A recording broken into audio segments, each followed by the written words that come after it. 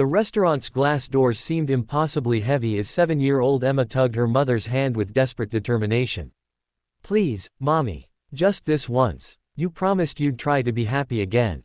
Sarah's throat tightened, tears threatening to spill as she looked down at her daughter's pleading eyes that had seen too much sadness for someone so young. How had it come to this? A child dragging her mother toward hope because the mother had forgotten how to reach for it herself. Sarah Chen had been surviving, not living, for the past 3 years. After her husband's sudden death from a heart attack, she'd poured everything into raising Emma alone, working double shifts as a pediatric nurse, barely keeping their small apartment and Emma's school fees afloat. Romance, joy, even simple pleasures had become luxuries she couldn't afford, not financially, but emotionally. Her heart had built walls so high that even sunlight struggled to peek through. But Emma, sweet and stubborn Emma, had other plans. She'd secretly been talking to her school counselor about her mom's loneliness, and when Mrs. Peterson mentioned her nephew, a single father, was also struggling, Emma had taken matters into her tiny, determined hands. She'd convinced her grandmother to set up a casual coffee meeting, and then spent a week pleading with Sarah to go. Now, standing outside Antonio's, an upscale Italian restaurant in downtown Seattle, Sarah wanted to run. Her worn Target dress felt wrong.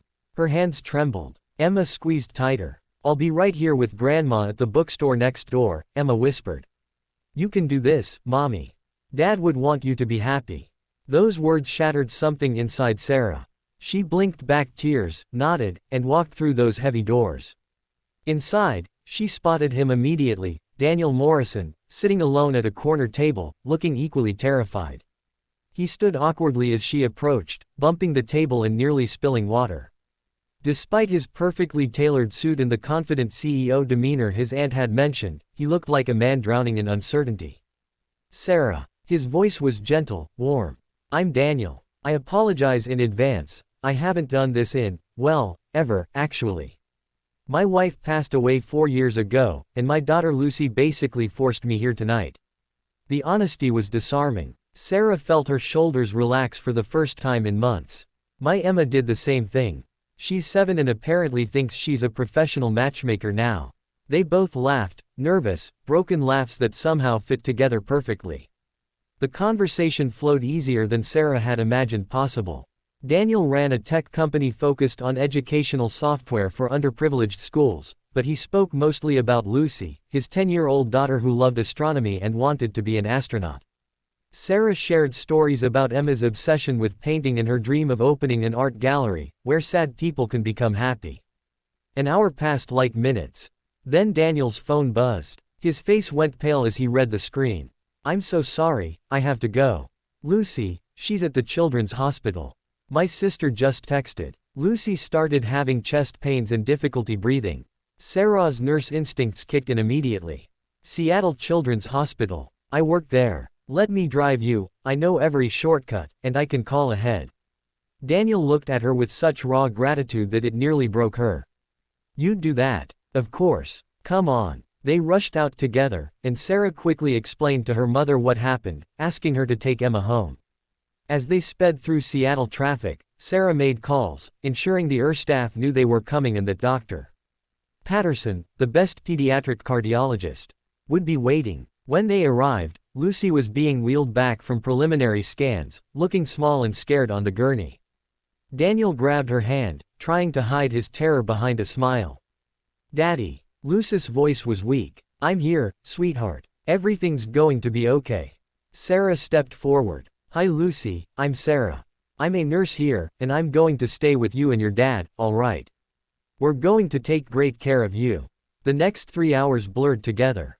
Lucy had a severe panic attack triggered by anxiety over her father dating. She'd convinced herself that if her father found someone new, he'd forget about her mother, forget about her. The chest pains were real manifestations of her psychological distress. Sarah stayed through it all. She held Daniel while he cried in the hallway. She sat with Lucy, talking gently about her own journey through grief, about how loving new people doesn't erase the ones we've lost, it honors them by keeping our hearts open. She explained how Emma had been afraid of the same thing, but realized that her dad would want them both to find joy again. My Emma says that people we love become stars, Sarah told Lucy softly. They don't go away, they just shine from somewhere different.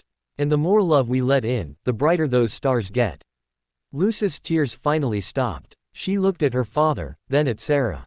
Your daughter sounds really smart.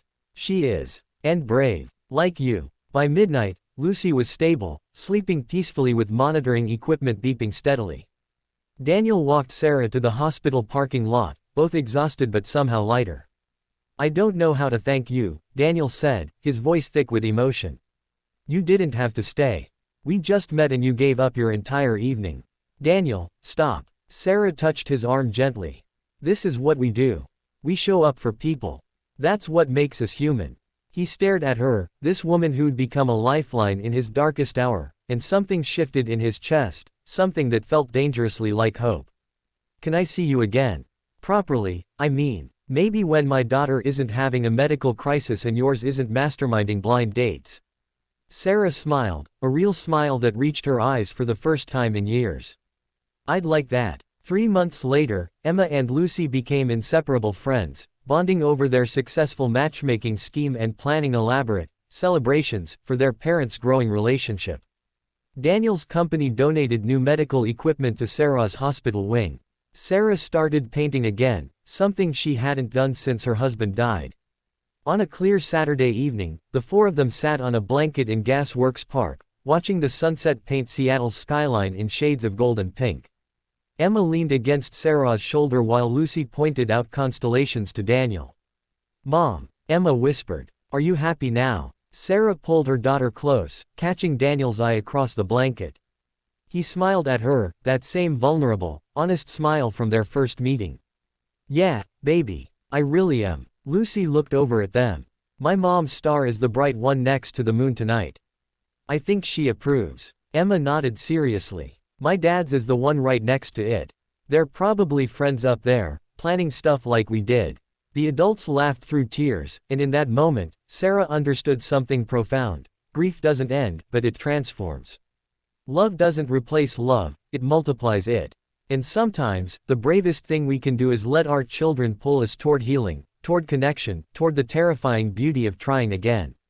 Daniel reached across the blanket and took Sarah's hand. She squeezed back, feeling Emma's small hand grasp her other one. 4 broken pieces, somehow fitting together into something whole. Above them, stars multiplied across the darkening sky, infinite points of light refusing to surrender to the darkness. Just like them. Just like all of us, when we remember that being human means showing up, staying present, and believing that after the longest night, dawn always, always comes.